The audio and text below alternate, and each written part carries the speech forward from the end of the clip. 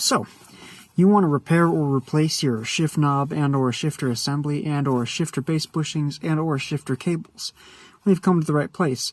Let's look at how to tackle all of that and get everything accessible.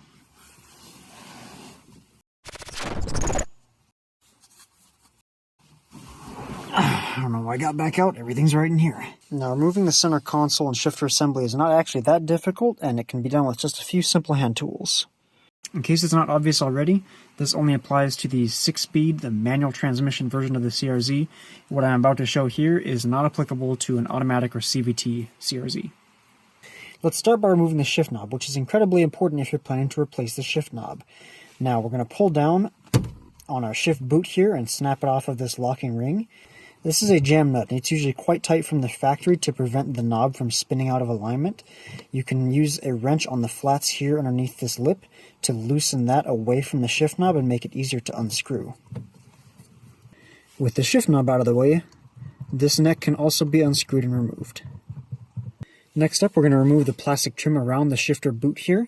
This can be done with a plastic trim removal tool. I recommend this over a flathead screwdriver or something similar so you don't mar the other plastic surfaces. There's a small indent here at the very front of this piece of trim that we can slide our tool into.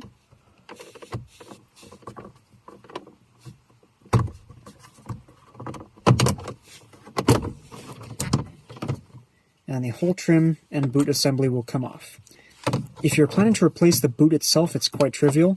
This white plastic bracket down here is what the actual boot material is attached to. Removing these 4 Phillips head screws will separate that white plastic piece and the boot from this black and chrome plastic piece here, allowing you to swap the actual boot fabric. Make sure if you're changing with an aftermarket boot, you have a collar and a locking nut for your shifter arm right here that are compatible. To continue removing the center console, we're going to start up here with this piece of chrome trim right below the factory stereo and the AC controls. If you need to, pop this assembly out just a little bit. You don't have to remove the whole gauge cluster. Now we can pull off this chrome trim piece here.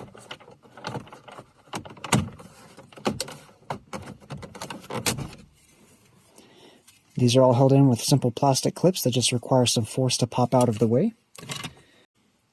We can now see the Phillips head screws that need to be removed.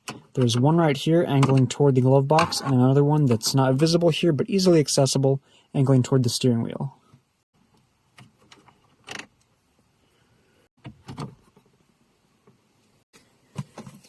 We also have 2 Phillips screws here next to our shifter assembly.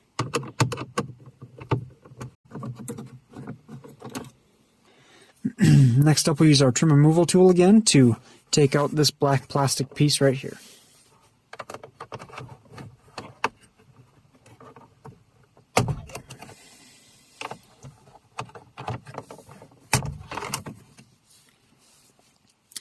We can see 2 more Phillips head screws that have been revealed. Let's remove those. Underneath the footwell on either side, we can see a plastic push pin here, and with the seat slid all the way forward, we'll see a screw here beneath the cup holder as well. Once again, our plastic trim tool comes in handy to pop these push pins out.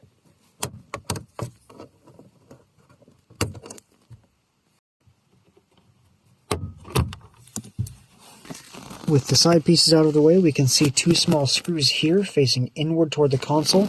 There's one on either side. Let's get those removed as well. With the e-brake extended, short work can be made of this cover plate here by simply popping it upward. This is to give us room to lift the whole center console over the e-brake assembly when we pull it out.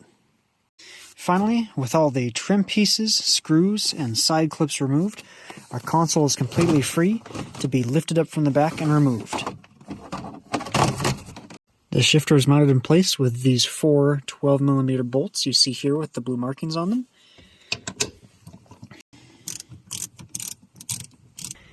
Removing these 3 bolts is fairly easy. The 4th, as you'll see, is located underneath the shifter cable.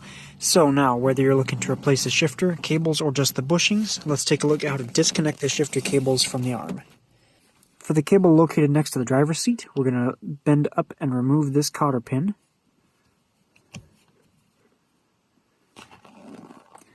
Next, we're going to slide off this plastic washer. Do not lose that. And finally, the cable can be removed from the arm. The driver's side cable can now be removed from the shifter base by twisting counterclockwise on this plastic assembly, 90 degrees, and lifting it out of the slot. With the cable pulled out of the way, we have access to the final 12mm bolt.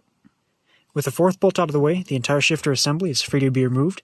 If you're just planning on replacing the factory rubber bushings, for example with something like the Acuity aluminum bushings, now's a great time to pop those out, replace the bushings using Acuity's new included hardware per their instructions, and reinstall in the reverse order to finish the project. However, if you're planning to replace the whole shifter assembly with something like hybrid racing, for example, let's look at removing this cable and this clip to the electronics to remove the complete shifter assembly. Flipping the shifter assembly upside down, we can see that the ball here is held into this plastic mechanism with a metal clip.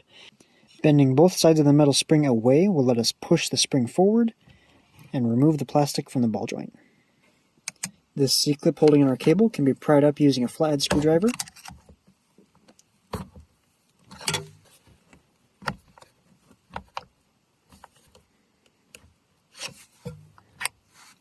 This allows our cable to be pushed backward out of the housing. Finally, let's disconnect this plastic clip for this wiring harness. Using a pair of needle nose pliers, we can press in the tabs on this plastic clip to release it.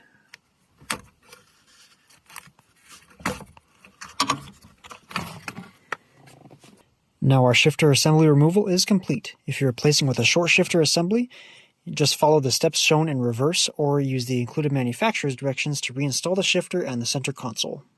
Alright, last I briefly want to touch on replacing the bushings at the other end of the shifter cables or removing the shifter cables entirely.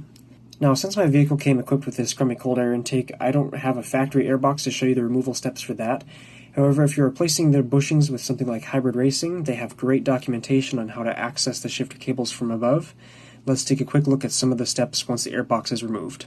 Let's see, we want to go set these over on the steps there by everything you guys. There's the spare. After removing the two 10mm bolts right here, we can take this plate off. And inside is our switch to disable the hybrid battery system. You'll want to do that before we start taking this apart and unplugging the cables. Now it's a little bit tricky to remove, especially if your connector is kind of dusty and dirty like mine is, but we're going to press in this locking tab right here and rotate this upper arm on the housing backward. Rotate it this way to release the full connector from the engine.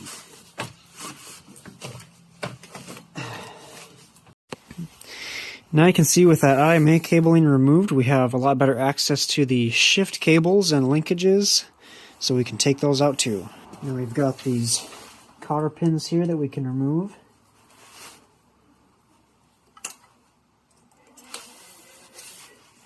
And this one,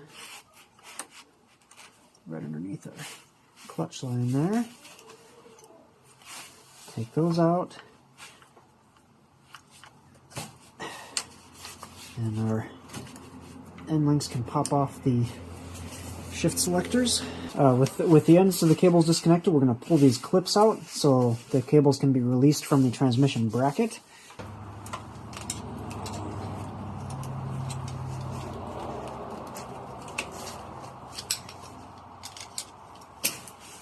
Go.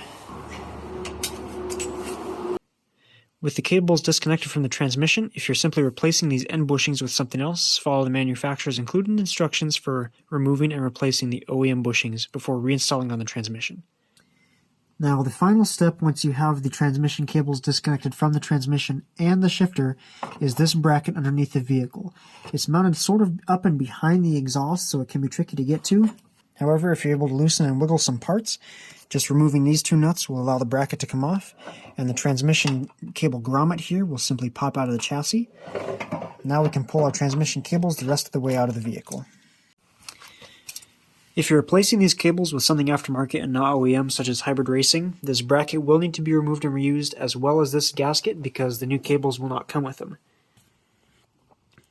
So as you can see here, we're buttoning up the install around our new hybrid racing short shifter. You may find with an aftermarket shifter like this that the OE locking collar and shift knob may not fit quite right. So to finish off the video, we're going to take a look at installing the Acuity locking collar upgrade, as well as their shift knob.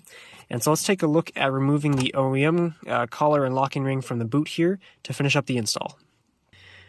With the OEM boot inverted, we can see that the collar ring here is just attached to the boot with this low-profile zip tie. We're going to cut that off and install our new locking collar with Acuity's included hardware. Now we're going to place our new collar in and tie it. Make sure to keep in mind the direction you want it to face up once it's installed, because right now it's upside down.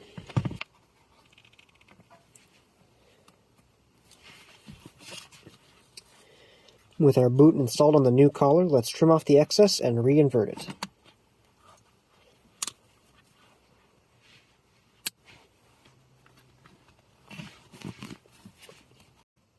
Now during the reinstallation process, we'll put the boot and the shift collar over the shifter arm. With that in place, we can install the new Acuity jam nut.